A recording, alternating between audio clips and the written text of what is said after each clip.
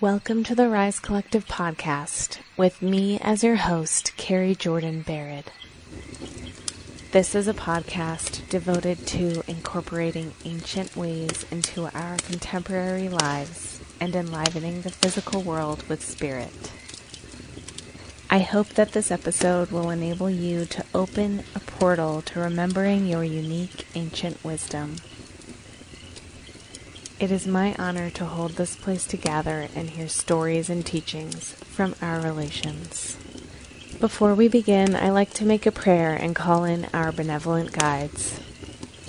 We humbly give thanks for your assistance and support today. May our listeners hear what they need to hear in service of their highest good. And so it is.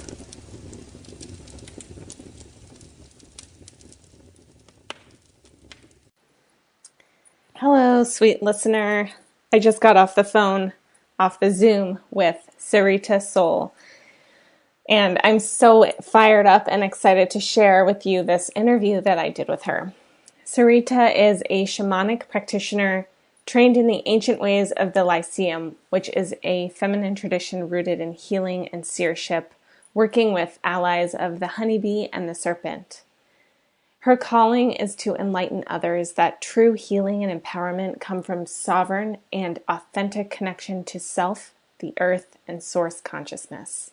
She holds sacred space to allow people to have access to their own healing energy. And she teaches tools and practices that you can easily integrate into your everyday life so that you can fully embody the truth of who you are. Sarita is a meditation teacher, specializing in heart-centered alignment and quantum-based manifesting techniques that allow reality and matter to become more malleable. She has tons of channeled meditations on YouTube and thousands of followers there, where people have been able to experience profound states of being through her teachings. Her channeled meditations facilitate people to merge with the unified field and the source of all creation. And those meditations are inspired by an ever-emerging science of quantum physics, psychoenergetics, epigenetics, and as you'll hear in our interview, lots of ideas, creativity, downloads that come through her. She also facilitates sacred ceremony for men and women who want to explore the nature of the universe and experience their own healing. Sarita runs SolHenge Retreat Center in Aquitaine, France. And more recently, she's been taking those teachings out into the world via YouTube, where she has a growing following of thousands of people experiencing profound states of being. And she also has a Patreon channel. Patreon is not a channel, I guess. A Patreon page that I really recommend. I'm one of her patrons, and I've really enjoyed all of the offerings, all of the meditations and teachings that she offers there. She's very generous with her healings and her knowledge and wisdom. Sarita offers one-to-one mentoring and healing sessions and meditation classes either in person or via Zoom. You can go to her website, solhenge.com, to find out more about Sarita. And I'm going to explain a little bit more in the interview how we know each other. And I just feel really excited because this was a fun interview, and we talked a lot about what's going on in the world and how to be of service. It's really juicy. Here it is. Would you like to share a prayer? Yes, I would like to just spend a moment and for us to drop into our heart centers so that we can have a really beautiful heart-centered conversation. Take a few breaths into the heart center and then open our heart centers so that we can give what is needed in this moment.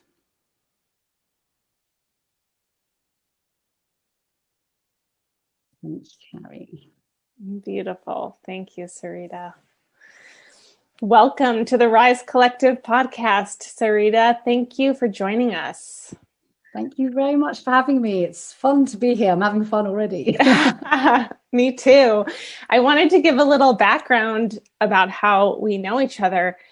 We met a few years ago when I came to France, to your beautiful land and your beautiful space at SolHenge to study the Lyceum with Ariella Daly from episode 11. So if people want to go back and check out more about the Lyceum, which I imagine you might share about as well, that's in episode 11. That was a life-changing experience for me. My memory of you is that there were several moments of being with you and hearing you speak about your work and what you do and your passion for meditation. I thought to myself, this woman is the real deal. And I definitely don't say that lightly. I don't say that about a lot of people. And I felt a lot of curiosity to go deeper with you and really just sit with you and just hear you talk. It seems like you have so much to offer, and I've definitely benefited from being part of your Patreon community. I love all of the meditations and the teachings that you've shared there. And so I'm really glad that we get to spend this time together.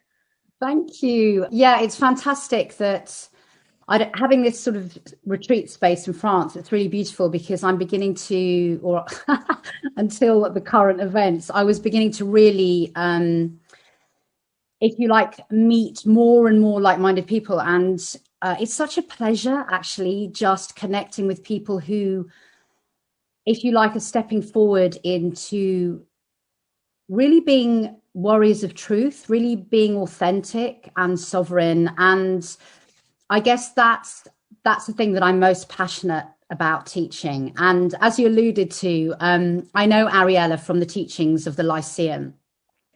That's where I really started to dive deeply into this work. And I kind of landed there with a whole load of synchronicities as people do. And I don't know how I really got to where I am doing this teaching work. It really was synchronistic. And as I look back on it, I feel like I was set up completely by spirit, which is hilarious. Because, 2 years ago, if you told me I would have had a YouTube channel with, I've just hit 10,000 subscribers, which isn't much in the grand scheme of things, but they're hardcore meditators. They really have power and efficacy in the work they do. And what we're all doing together is we're stepping more and more into working with unity consciousness to heal our planet. And obviously that kind of path starts through personal sovereignty. You can't really assist in a service to others way if you haven't done any of your own inner work. And you'll know from what you learned on this retreat, and I imagine you've been doing more of that work, and obviously you've been on my channel a bit doing my meditations. The more you dive in, the more you're processing and you take responsibility for everything that happens to you. And then the more you do that, the more empowered you're becoming. And the more empowered you're becoming, the more you're healing yourself, properly, deeply healing yourself on intrinsic, energetic quantum levels. And then now you can step into authentic service to others work upon this planet. And that's what you're doing with this podcast, isn't it? Which is just amazing. And that's what I kind of fell into as well. And I think many of us are falling into these roles because that's what's required right now. So yeah, it was a pleasure to have you there. I remember being in ceremony with you a couple of times. I was invited into ceremony, and it was a powerful group. It was a very powerful group. How did it, can I ask you a question? How did it change your life? What happened to you then? Oh my gosh. Well, it's almost hard to articulate. Well, I was pregnant when I was there, and I really felt like I was guided there to do work on my maternal line, which is my line that would be connected with that tradition of the Lyceum, the path of pollen. I've been working in the shamanic realm in the North American tradition for all of my adult life, pretty much. I kind of struggled with it in certain ways because it's not my lineage. And also it has quite a masculine overtone, doesn't it? Even though the shamanic roots are in fact feminine, it became, I feel like it's very masculine as well, traditional shamanism and those type. Well, they're all different, but they have this kind of overtone, don't they? Whereas the Lyceum is very feminine, isn't it? Yeah, it's so feminine and juicy, and it's based around women. And that was amazing to experience while I was in France, which is where part of my family is from, and a long, long time ago. And also with my baby in my belly, my daughter, and working in my ancestral lineage. Before that retreat, I don't think I knew that there was a lineage that was in my bones. And so but that's it was really powerful. Amazing. Yeah, that's what's so amazing about the work, because, and this is what happened to me as I stepped into the Lyceum. And as I said, I just went there, series of synchronicities, and I was just exploring for myself, basically. But what I began to really understand is the nature of the quantum universe, because when you affect change in the here and now, because linear space and time is only a third dimensional construct, it only has meaning in this dimension because we've ascribed meaning to it. It doesn't exist in other dimensions and other realms. What happens is, obviously, your ancestral lines, your ancestors and your lineage moving forward, they don't exist in linear space and time. They do exist in linear space and time, but they exist beyond it and out of it as well. And so as you change something in the here and now space, even in this third dimension, what you do is you affect change in all of your past and for your descendants all the way down into the future. And what I've been discovering, the more I sort of dive into the work that I'm doing, is just gems of information. Like every cell of your body has a 0-point portal in it, which is a quantum portal that exists in all times and dimensions simultaneously. You know, so I'm like learning these bits of information and then coming to the table with, I guess, new ideas and meditations that allow you to change everything, change your past. Most people believe you can't change your past. You can completely change your past. You've probably done shamanic journeying where you go into the past and you change things, and it literally changes the cellular structure of your body, because your cells are not rooted in linear space and time. They're malleable, they're quantum. So yeah, I just find it so exciting doing that work and working with your lineage, because every time you step up in ceremony, your ancestors and your descendants are just so delighted that you've made the effort, you know, and they're always around you. And when you drop into that, you can really feel them. And they appreciate the work that you're doing so much. And it literally is changing the fabric of our reality when you do that kind of work. So many of us step into that work because we're either curious, or we've had a crisis, or we're really ill, or something's, you know, if you like, some adversity has hit us. Generally, that's why most people step into this work. They can't find the answers in their practical 9-to-5 daily reality, so they start to look beyond ordinary reality into the other realms, and then they begin to see the truth of what's actually going on. And yeah, I just think that work is extraordinary. So I can imagine that it did change you. It certainly changed me. What you just described of being in the traditional 9-to-5 world, space and time is very defined in that world. And that's where I found myself after I graduated from college. I had this career that looked great from the outside for 10 years. And I was like, this is it. Why don't I feel so great? Yeah. And there was one more thing that you said about the quantum, about being able to change what happened in the past. What I wanted to grab from that was, let me see, that we make meaning out of what happens to us. We make that meaning, then that becomes a memory, and we remember and we remember. And a memory is a story. So when you're remembering a memory, you're just telling a story over and over and over and over again, until you change the story and you change the memory and you rewrite what happened, right? Yeah. And the interesting thing about that is, so basically, the only place that you can rewrite a memory is in the now moment. And it's really interesting because a lot of the work that I do, so I went from the shamanic work into basically just receiving downloads from the quantum field. You know, it's not like, I'm sure I do, you know, I do have my guides and everything, but it's not like I've got someone in Pleiades telling me what's going on. I receive information. It's like a light bulb goes off in my brain and I just know something. I know it and I have to act upon it or it won't leave me.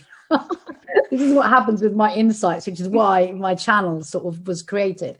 Is that because you just have constant information and ideas that you have to kind of put out there? Yeah, like they land in my head, and if I don't act upon them, they will not, you know, it's like someone nagging you to death until you, and so what I've learned is to just do it, no matter how weird it may seem or off the wall or whatever. And obviously I go through phases where, if you like, I'm more creative, more connected to the quantum field and I receive more information, and also in accordance with what's going on in the collective, what the collective needs to know. And then sometimes it goes quieter. The thing that really interests me is working with the science that we have, quantum physics, and the science that, if you like, I know, but I can't quantify it yet. And I merge them together. What I've learned and what I think is so important for people to know, and this again relates to linear space and time, is your brain is such an incredible quantum supercomputer that in every now moment, it is literally building an entire universe. Okay. So it's not like the room you're in is there, or that if you walked out of the room that you were in, the door would open and the world is out there. What's happening is, as you walk towards the door and you open the door, your brain is building a holographic picture of the world as you take each step. So the world only exists as far as your eye can see it. And it's being built in accordance with what you believe is there, individually, collectively, in terms of your memories and what you've put in that supercomputer, which for most people is conditioning that was given to them by their parents, their teachers, their religions, you know, all of that kind of stuff. So basically, in every now moment, you're building an entirely new universe. And what most people are doing in 3D reality, this place, is they're building the next universe from the last now moment. So they literally take all their memories, all their conditioning, all the pain and suffering, and they go, this is what I know, and I'm going to build my next universe in the next second, the same thing again, the same thing again, the same thing again. And so what people are doing is they're just regurgitating the same thing again and again and again since they were like 5. I mean, obviously it has nuances and flavors to it, but what happens when you go into something like ceremony, or you do the kind of meditations that I teach, which take you into the void, if you like, the quantum field, or in our lineage, we would call it the cosmic womb of all creation, is you go into, if you like, nothing. And from that moment of nothing, you can then create anything you want, because you're not being defined by something that happened to you, you know, when you were 9. We're just living in repetition. It's like, it's just so boring. And when you can let go of that, when you have techniques and tools, ceremony is one. A lot of the meditations and tools I teach, I've taken from the Lyceum and I've mixed and merged them with my own teachings and tools. When you have some of these tools, and a lot of them are meditation or their embodiment meditative tools, you can literally delete all the stuff from your past. And the more of that you delete, the more likely you are to create the next now moment from a blank canvas. And that's what's really exciting. I mean, I just find that so exciting. And when I can get into that kind of void state, I just literally see miracles. I mean, I see miracles all of the time with what I'm doing. My favorite miracle is we had a healing group. It was a few months ago now. Maybe it was, I can't remember, at some point last year. And I just started this healing group. And we basically deleted someone's tumor in 15 minutes. There were about 20 of us. We all decided this woman had just discovered she had a tumor on her spine. I talk about this a lot because we've got all the scans and everything to prove it. So she just had the scan. They found the tumor. She was going in for a full MRI the next day to start all the treatment. Okay. And she had been in my class. She'd done a couple of my classes and she knew what was possible. She just knew what was possible. And so we all in the group, we just got into this voided state and we deleted it. And the next 15 minutes, the next day she went for her MRI. We had to wait like 10 days for results. It was gone. And I see stuff like that happening again and again and again. And it's so powerful when we're not running from linear space and time. Absolutely. I've seen miracles like that occur as well. One of my really close friends was having health issues and she went to Western medicine and she had a surgery and then she had another surgery and it wasn't working. And she finally started dropping into her intuition and she was guided through other people to Joe Dispenza's work. And love him. Yeah. It completely healed her. Yeah. And that's not the only one that's the most recent story I've heard. And I've also heard through the grapevine that there's evidence to support that people who meditate are immune to COVID-19. Of course they are. And that's a really interesting thing, because what you're talking about, when somebody becomes sick, okay, well, this is a huge conversation, but it's definitely worth talking about. So basically your body, your physical body is a record of how you think and feel, okay?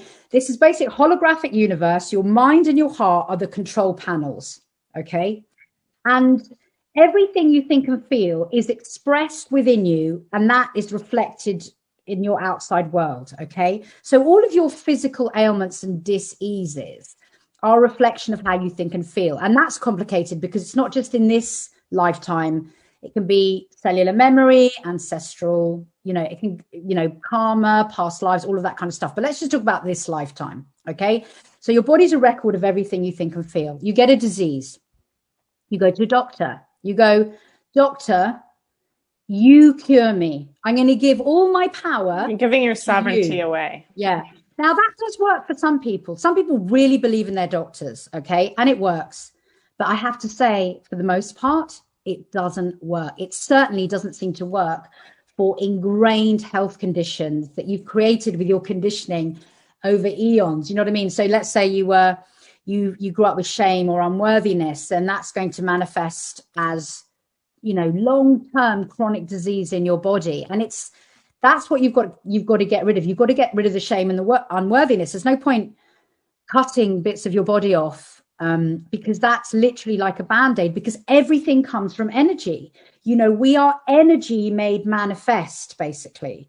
So you've got, if you like, the divine mind turns into light, which turns into sound, which turns into geometric form, which then comes from through unity consciousness, through the collective field of the fourth dimension, and it condenses right into manifested form in this reality. Okay, it condenses into physical matter. So that's how, if you like, we are made manifest from the eighth dimension. Okay, it's like energy becomes more and more condensed and it becomes manifested into this form. So if you do your inner work and you understand that you are the creator of your own reality, that you, with your mind and your heart, are creating this holographic reality for yourself, which includes your physical body, the vessel that holds your spirit, okay, then you understand you are creating everything, and that includes all disease. And once you understand that, you can choose not to have a disease. And if you really look at COVID, what you're looking at is a virus of fear, okay? So you've got the fourth dimension, which is the astral plane or the suit that we're all walking around in. It's like the collective thoughts and feelings of everybody. And you know that. You can walk into a room and you can feel drained, or you can walk into the presence of someone and feel amazing. We all feel that. That is our sixth and seventh sense. It's been very dumbed down, but it's there. We do feel it. And that's all the kind of stuff when you know someone's going to, you think about someone and the phone rings and it's them, and all of that kind of stuff. So that's the collective suit, fourth dimensional consciousness. And what we're seeing played out on social media and TV and everything, killer virus, It's going to get you, even though we know it's got a 99.97% recovery rate. Killer virus. You're seeing people who are under the age of 85 with less than 4 COVID morbidities who are terrified of this virus. Now, and it's playing out on all of our TV screens, and it's running in our minds. It's running in the soup of the collective consciousness. Everybody's thinking about COVID, and it's running in everything that you see, let's say on the TV. Everything is frequency. So if you're looking at TV, that's frequency coming in through your eyes, affecting your body. If you're hearing something, it's frequency coming in through your ears, affecting your body. What are you talking about? What are you receiving from other people?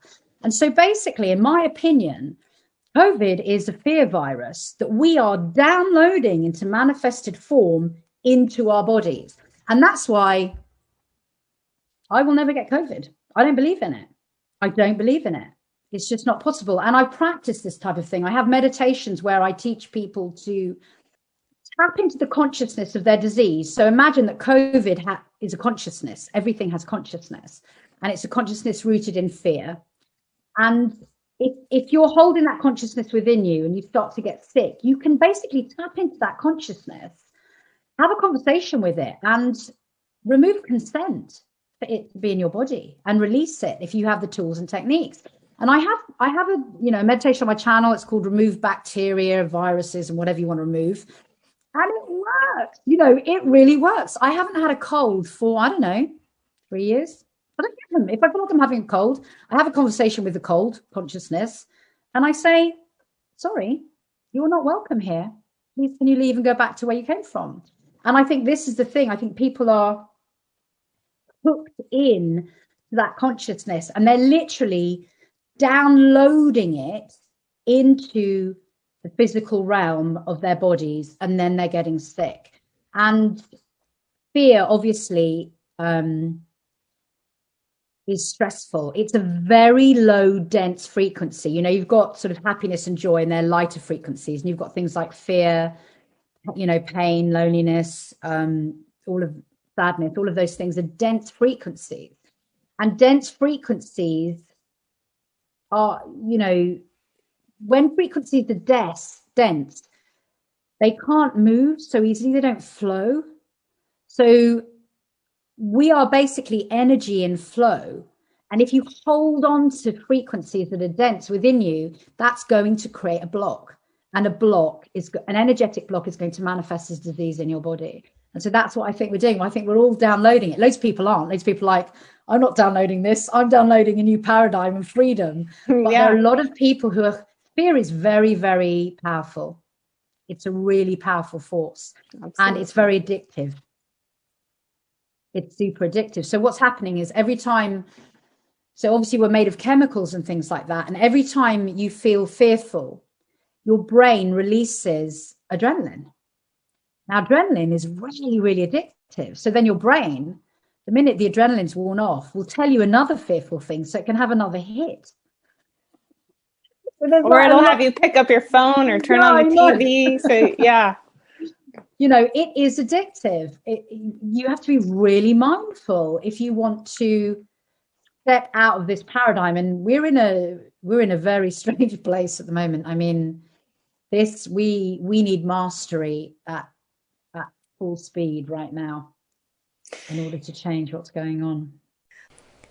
This episode of the Rise Collective podcast is sponsored by the Rise Collective. The Rise Collective is a wise women's council with a rotating cast of wise women. Members get weekly video workshops, monthly energy healings with Karen Roberts, a Slack community, and an opportunity to teach their unique medicine if they so choose. The membership launches only a few times a year, so head to therisecollective.org/program to get on the wait list. I've seen you doing this work for several years now, and I've been doing this work with the Rise Collective for a few years now. And for a while I was like, what is this? What am I doing? Why is this coming through me? Because it was one of those nagging things that you were talking about earlier.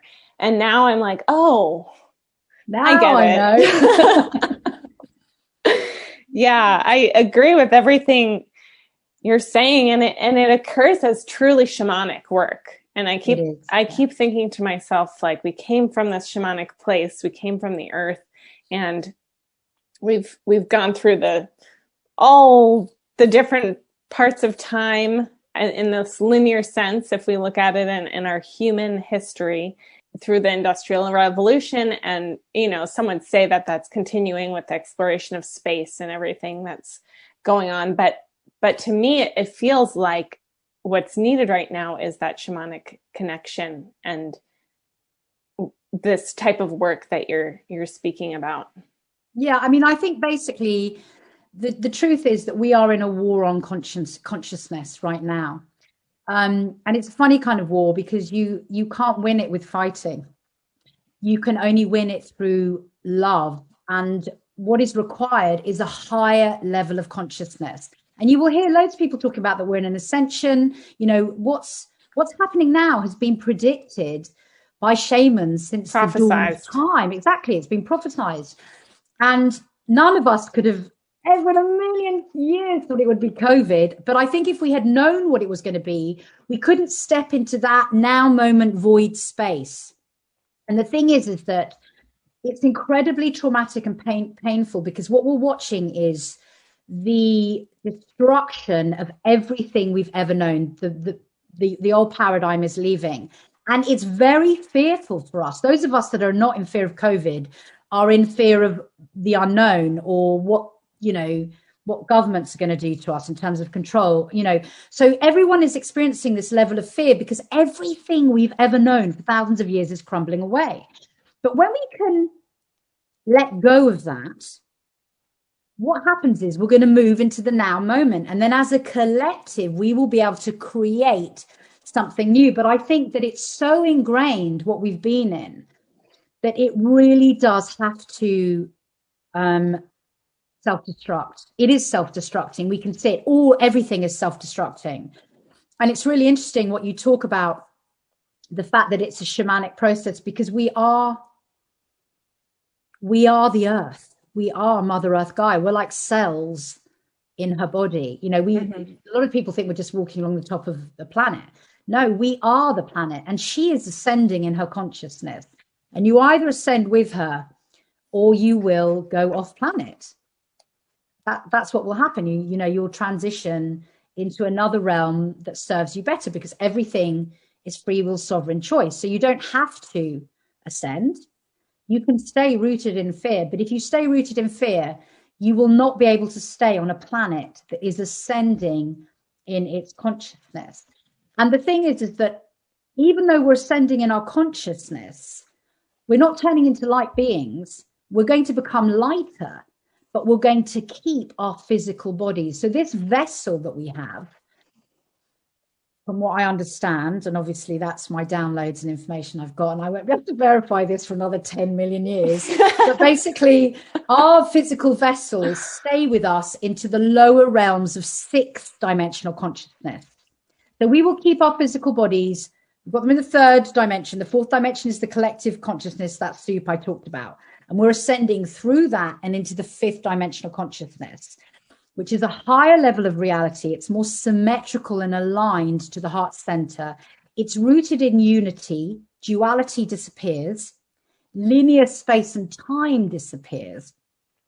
And we keep our bodies, and we literally can hold more light in our bodies, because our consciousness has elevated. And basically our cells, which we spoke right at the beginning about, they're quantum portals. Our cells are made of light. We now know this, that this is science. Our cells are made of light. There's more energy in our bodies than matter. All of the matter in the whole universe could fit into a thimble. That's how little there is of it. We are basically empty space. Energy. Mm-hmm. Yeah, exactly. And so we're going to take on more light. And in order to take on more light, we have to understand we're sacred. The body is sacred. And if we hold our body as sacred, we're automatically holding Gaia as sacred, because we are Gaia. We're a piece of Gaia. And so that's the shamanic element. We need to get back to the sacredness of ourselves first and foremost. And through that, because everything is within you, we understand the sacredness of everyone and everything upon this planet. And then we ascend in our consciousness, holding more light frequency information, but still within our physical vessels. But we've really just got to start honoring our physical vessels. And so now we're coming all the way back to the COVID thing. Are you prepared to be so fearful that you will give your power away and let someone put a load of toxins in your body that are experimental because you're in such fear? Or are you willing to take responsibility for all of your fear, all of your disease, the way you think and feel, and move into a more embodied, enlightened, empowered state of being as creative consciousness? And that's why I think COVID's so amazing, because it's making people you're really seeing who has body integrity and who doesn't, and who's willing to hand their power away and who isn't. And you're also seeing this massive fear about death. I mean, everything that's going on is everyone's terrified of death because nobody ever death and about suffering. Death. Mm-hmm. Exactly. And so they're creating more and more death and suffering because then the resistance to it. But we're not shamanic. You know, we've lost all of our sacred ways, and that's why everybody's scared to death. They're literally scaring themselves to death. And I'm laughing, and I'm not mocking people who have suffered or who have died or who are experiencing tragedy, but it really is a kind of divine sense of humor. Yeah, it feels like it's like a cosmic joke. It is a cosmic joke. You know, people say this thing about, you don't care about my grandma, and it's the multiple perspectives being true at once. Yes, I care about your grandma. Yes, I care about your friend or whatever. And this is also true, right? It's just when someone says, oh, you don't care about my granny, what they're doing is they're projecting their fear on you and expecting you to change your behavior to make them feel better. Right. That again is not taking responsibility for how one feels. That's them not looking at their own stuff. Mm-hmm. And expecting you or a doctor or government to fix them. That, you know, that's the antithesis of where we're going. Exactly. In terms of elevation of consciousness. And everybody's, you know, even people who do the work are doing, you know, we're all doing that all of the time. And it's a matter of noticing, coming back, taking responsibility, changing, integrating, starting again. You know, we're just humans trying to get it right. But there's a lot of projection going on at the moment. Yeah, it seems like all of the unhealthy psychic habits, human habits that happen are all at work right now. And, you know, a few years ago in 2016, when Trump was elected, people were saying, oh, it's just the shadow coming up.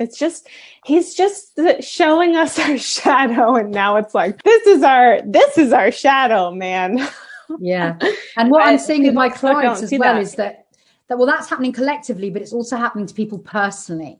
Mm-hmm. So what's happening is, you know, everything that they've band-aid over in their relationships is coming up. You know, every aspect of people's lives that they didn't do the shadow work is coming up. It's like this boil under the skin, and now it's just erupting, and it's so yucky and awful, but it's going to be better when it's all out.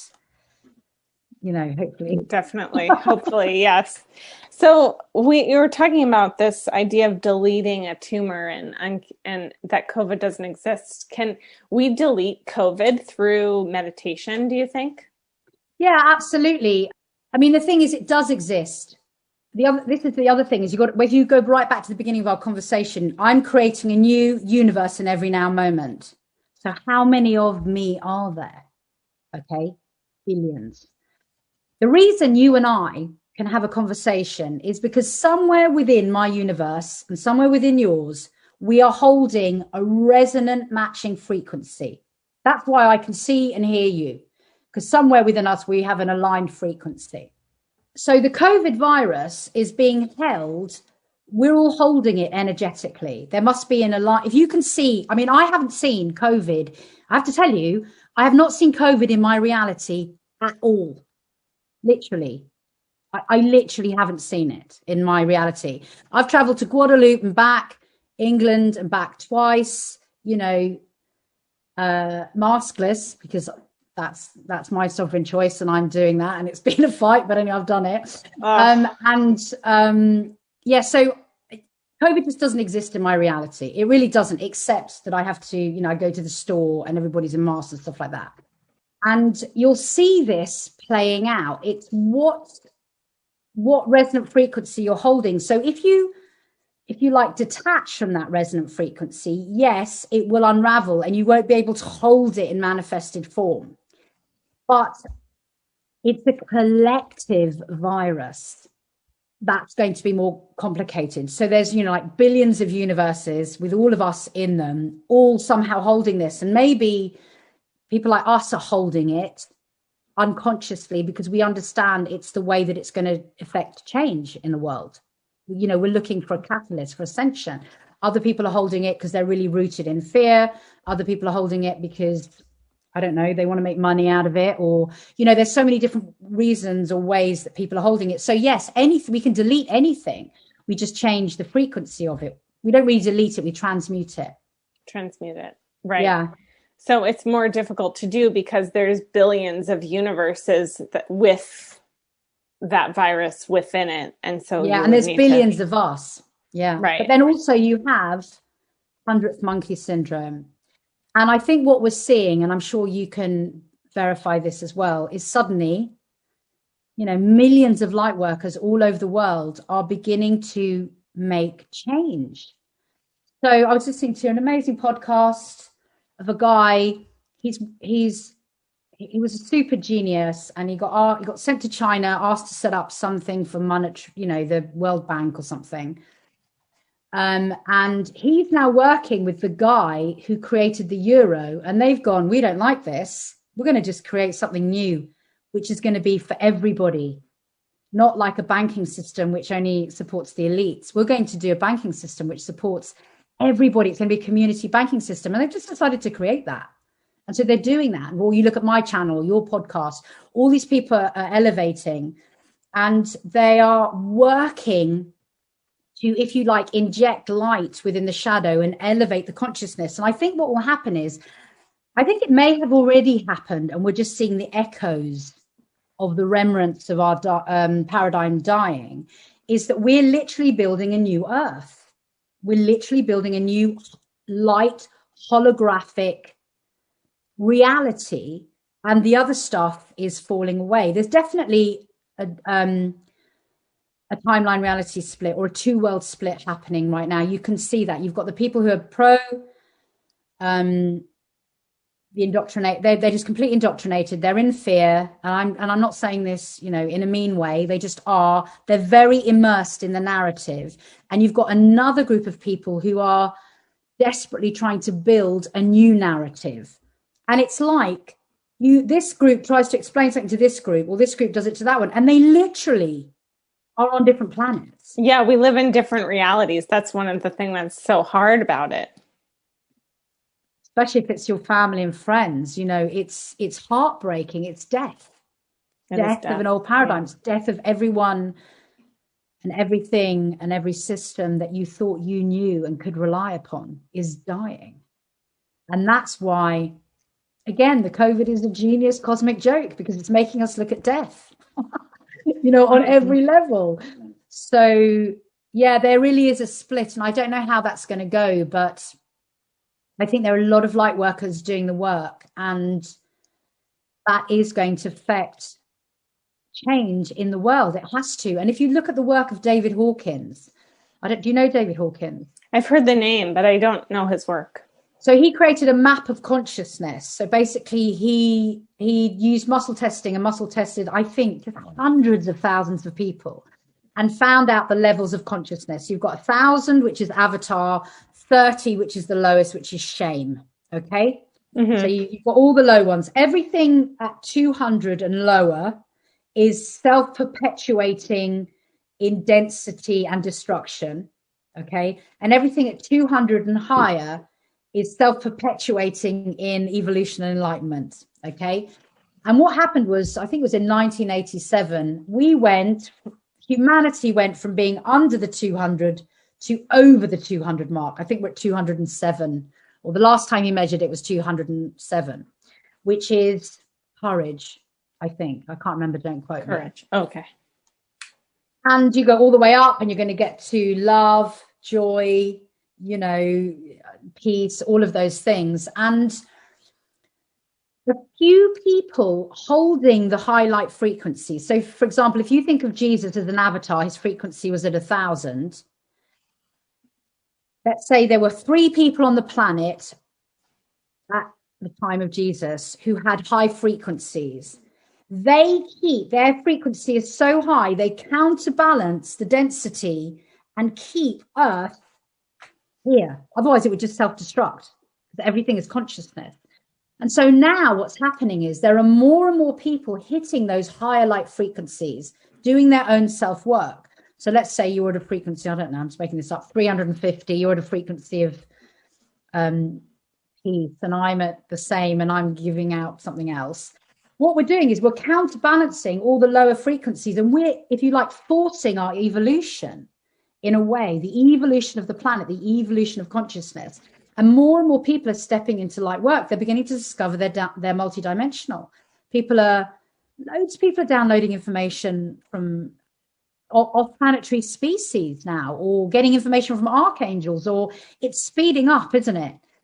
Even you're saying, oh, I don't know why I've been doing this channel, this information's arrived and then I have to do it, it's nagging. It's the same thing. You're receiving information from higher levels of consciousness that you feel compelled to act upon, and it's changing the world. So I don't know where this 2-world reality split is going, but I know that there is a proportion of something happen which is elevating in consciousness.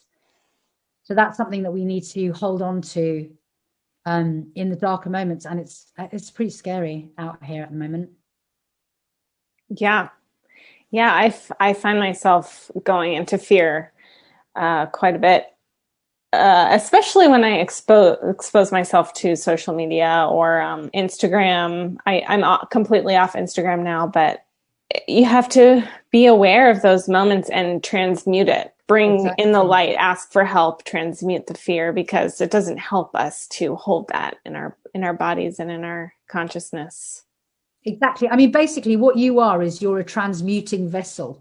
The other thing is a lot of the light workers or people who meditate or do shamanic practices or ceremony, all of the things, breath work, anything, yoga, we've trained ourselves to feel more.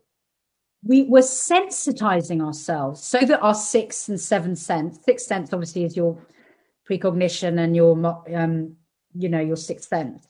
Seventh sense is the void. It's a part of you, the void. That's what. So we're sensitizing ourselves, and as you feel that, you feel the horror of what you're witnessing playing out. And so that's the fear. We're all diving into that. It's awful. And there's nothing wrong with that. We need to be allowed to feel what is actually going on. The abuse of children. Okay, it's been going on for hundreds of thousands of years now. But now normal people are abusing their children. They're covering, they're not letting them breathe for 8 hours a day. I mean, it's just got so weird, right? So, and again, it's just a revealing of what's going on. But so we, as transmuters of energy, we feel things more, and we're feeling them in our physical bodies. Like I said before, we feel the dense energies. Now, it's important that we feel them, because if we can't feel them, we can't transmute them.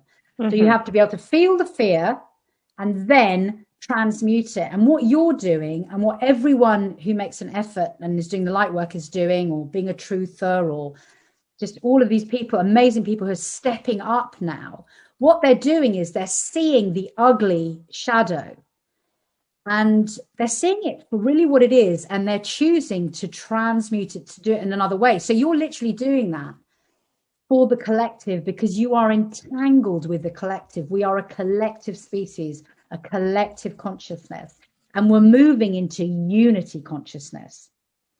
And in unity consciousness, you will be telepathic. You're already 100 times more telepathic than you were 2 years ago. And so are most light workers, because we've got to practice doing this. And what happens if you're telepathic? You can't lie. You can't hold deception. You can't hold ugliness, because everybody else will see it, hear it, and feel it. because we're moving into unity consciousness, out of the separation, the duality that we've been in. So we're all in training of that. So every lie you've ever held, every suffering you've ever held, every bad thought you've ever held about somebody else is all coming up to be transmuted so that you can be clear and move into unity consciousness and share telepathy with your fellow species. You know, it's crazy what we're doing. Yeah. Transmuters of energy. It's pretty mind-blowing. And you couldn't make this up a couple years ago, you know. We couldn't, if someone told us that we would be having this conversation, or I wasn't there yet a few years ago. And it's all come in for me so quickly. It's just like whoosh, whoosh, whoosh. But like you were prepped, weren't you? I mean, you were ready. I was ready, yeah. Yeah. Well, I was ready, but I wasn't. Like, I kind of thought the people who talked about Atlantis and Lemuria, I was like, is that a real thing? But now I'm like, yep, that is our human history and we have to learn it. It's been such a wild ride for me. And I'm curious if it's been that way for you. Have you kind of felt ready for this, or have you been learning a lot along the way? Yeah, it's been really challenging for me as well. And, you know, I'm a weirdo. I've always been, I guess, one foot in other realms. So, you know, when I was little, I levitated when I was a little girl. I could always hear people's thoughts verbatim until I was about, I don't know, 12, 13, 14. Then I kind of switched that off and now it's back. So I've always had one foot in the other realm. What happened with the first, and obviously doing the shamanic work, which I started 7 years ago, I think now, I can't remember, that really catapults you a lot. It really makes you step into self-responsibility and really, you know, admit to yourself who you are and how you work in the world. But I think what happened to me, which is probably what's happening to you or has happened to you, and I think to many people, is with the first lockdown, I really began to see the evil and the shadow in the world. And I was someone who, I guess, wouldn't look at evil. I wouldn't consider that it exists. Yeah. And I've cried so many tears since this whole thing began. I've woken up to levels that I didn't know were possible. And every time I thought I understood what was going on, I got whacked with a whole nother level of understanding of what was going on. And, you know, they say go down the rabbit holes. I mean, this was like caves of deepening into the psychosis that our world has been under, what's really running the show, what we've permissioned, what we've consented to, you know, our own self-abuse, slavery. Just, I've really had to look at the darkness within it all. So dark. And I'm still uncovering where within myself I am holding darkness, because the only power I have is to transmute the darkness within myself. And it takes guts. It takes an awful lot of tears and challenges to admit that to yourself, because we've been indoctrinated to be all, you know, love and light and everything. And actually we're not. We are, the whole of Earth exists within us. If we're creating a new universe in every now moment, it's within us. And this is the thing, it's the microcosm, macrocosm concept, the shamanic concept that everything, the whole, is within the piece. And that's the holographic world concept as well. It's like your gene code. Your one gene holds all of the pieces of your entire body. And so all we have the power to really do is to look within ourselves, find that shadow within ourselves, admit to it, and then love it. And this is, so the latest bits of information that I've received is techniques where we can merge, see all of that shadow within ourselves and transmute it, but with merged biofields. Like I'm receiving like technology consciousness information, the actual, you know, we're still playing with it. We don't know what we're doing, but how we actually build, how we materialize a new world using consciousness in groups of people, because that's what we're moving to. And again, you're back to the telepathy and being a clear channel and having cleared the shadows in order to remake something from that 0 point void state, the now moment, basically. So yeah, to answer your question, it's been horrifying. I've never known such anger, such grief, such sadness, such despair in my life in a 1 year period. Yeah, I would say I've told my husband that this has been the most stressful year of my life, and I've gone through a lot of shit in my life. And I want to say that a lot of people just don't want to look at the darkness. It's so incredibly painful. It's so hard to look at that we want to look away. I've shown bits of it for the past 10 years. I've been shown bits like this documentary, and I was like, oh, that's horrible. I can't. Yeah, I've done the same. Yeah. And so you have to look away because you have to live your life. But when it's part of your path to be part of this transition and lead the transition or exemplify the transition in some way, then I can't look away now. You can't look away. Yeah. And also you have a child. So I think the thing is, the interesting thing for me is that, you know, they call it the divine feminine is rising. Well, who really started this movement? I'll tell you who started it. Mothers standing in their power saying, no more, we do not consent. And it's like, you know, I can feel it in my body as I'm talking to you. I've got goosebumps. Getting chills. Like, no, we do not consent anymore. We're going to do it with love, but we're going to be really clear, and we're not consenting. And what I see happening, the beginning, you saw this movement, it was the women. Now the men are coming on board. They're waking up as well. And frankly, you know, I try not to be judgmental. I don't want to hold anyone in separation. But if you're not part of the solution, now you're part of the problem.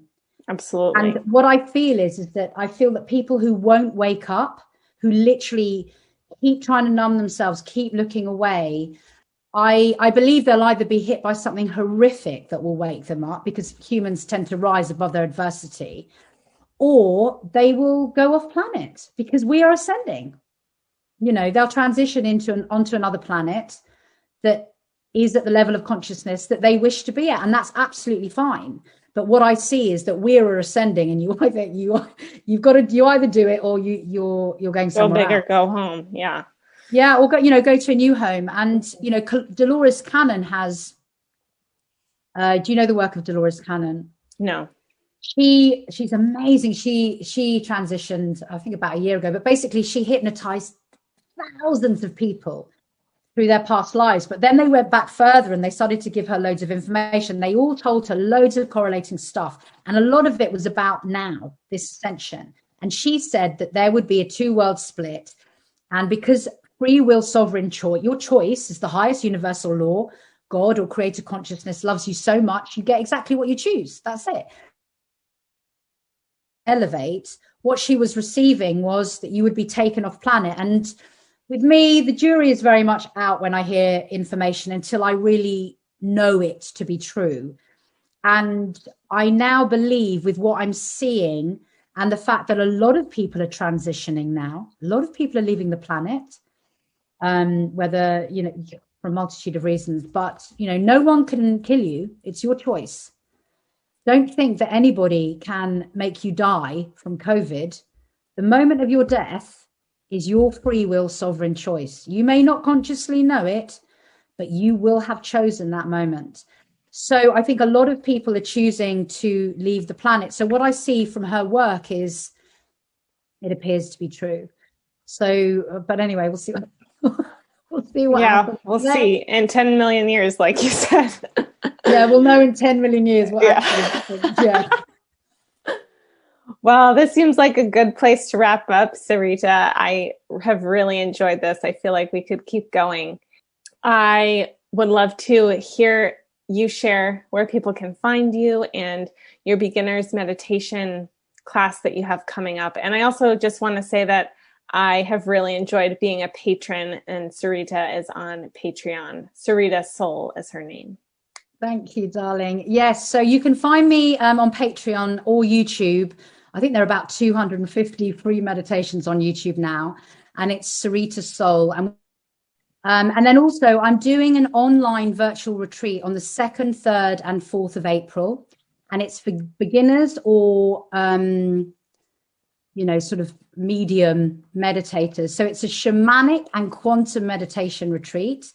And Carrie, I'm going to offer your listeners a discount. So I'll put a discount code in the description box as well. So if any of you feel like coming along and, trying out what I'm doing, you'd be most welcome, and it would be great to have you there. And Carrie, thank you so much. Really enjoyed talking to you. I've been done most of the talking, but it's been lovely. I love listening to you, and I'm so glad that I get to share you with all the listeners here. So thank you again for joining us, and I'll talk to you soon.